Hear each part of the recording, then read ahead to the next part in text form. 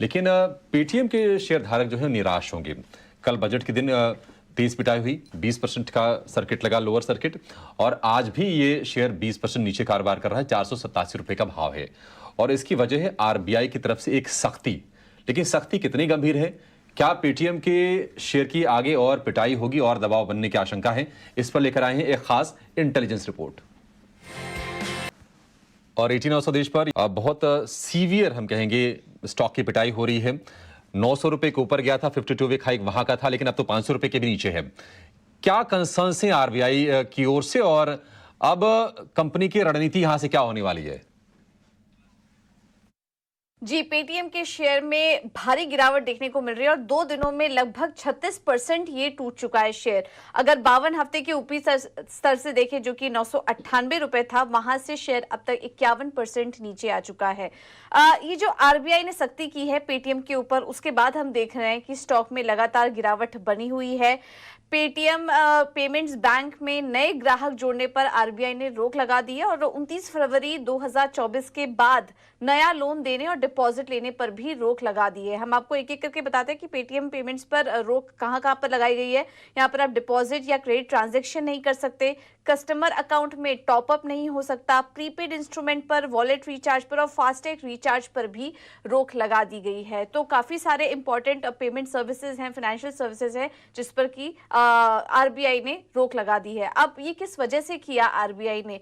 क्योंकि आरबीआई पिछले काफी समय से मॉनिटर कर रही थी कि पेटीएम बैंक जो है वो नॉन कंप्लायंस और नियमों की अनदेखी कर रहा है। पिछले काफी समय से ये मामला सामने आ रहा है। सिस्टम ऑडिट रिपोर्ट के नियमों की भी लगातार अवहेलना की जा रही है। ऑडिट में सुपरवाइजरी खामियां भी यहाँ पर पता चली हैं, जिसके चलते ये रोक लगाई गई। हम आपको बता दें कि हाल फिलहाल में ऑलरेडी पेटीएम ने ये भी डिसीजन लिया था कि वो जो लो टिकट साइज लोन एक्सपोजर है वहां पर भी अपना एक्सपोजर कम करेंगे। तब भी हमने देखा था कि पेटीएम के स्टॉक में एक भारी गिरावट देखने को मिली थी और अब ये तो एक बहुत ही बड़ा सेटबैक आया है। हालांकि उसके बाद मैनेजमेंट की एक कॉन्फ्रेंस भी हुई थी, जिसमें कि उनका कहना है कि कुछ हफ्ते तक तो कारोबार पर असर पड़ेगा, लेकिन उनका कहना है कि मार्च तक चीज़ें नॉर्मल हो जाएंगी। वो रेगुलेटर के साथ बातचीत में भी हैं, थोड़ी और क्लैरिटी भी चाह रहे हैं रेगुलेटर के साथ में।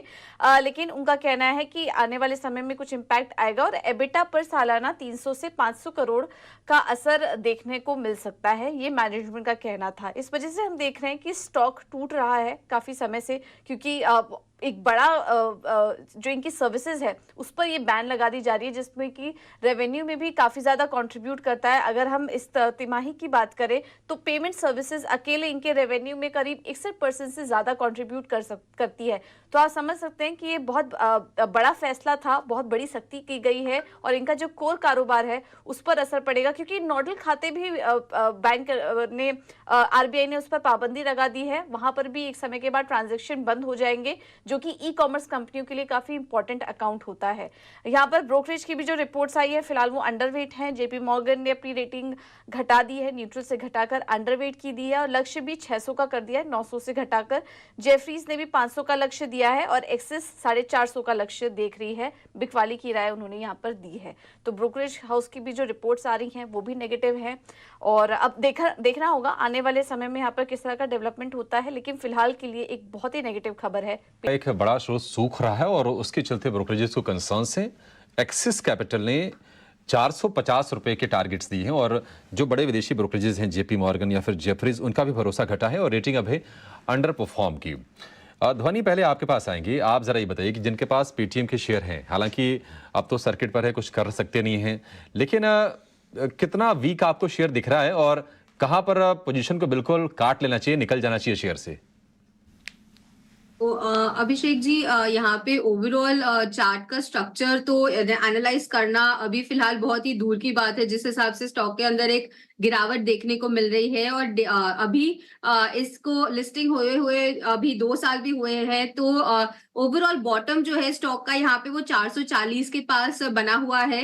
जिनके पास ऑलरेडी होल्डिंग है उन्हें तो कब का निकल ही जाना चाहिए था, बट अभी अभी अगर किसी ने उम्मीद में होल्ड करके रखा हुआ है तो जैसे ही स्टॉक अपने 440 के बॉटम्स यहाँ पे ब्रेक करता है तो डेफिनेटली एग्जिट कर लेना चाहिए, क्योंकि इसके अंदर जो फंडामेंटल न्यूज चल रही है वो कितने समय तक यहाँ पे स्टॉक को इम्पैक्ट करेगी वो हम अभी फिलहाल के लिए प्रेडिक्ट नहीं कर सकते हैं। तो टेक्निकली तो इसका जो ब्रेकडाउन है वो यहाँ पे 600 के लेवल के पास ही आ चुका था, बट अभी भी फिलहाल किसी के पास है तो 440 तक थोड़ी सी उम्मीद बनाए रखें, जो भी टूटने के आसार यहाँ पे ज्यादा दिख रहे हैं।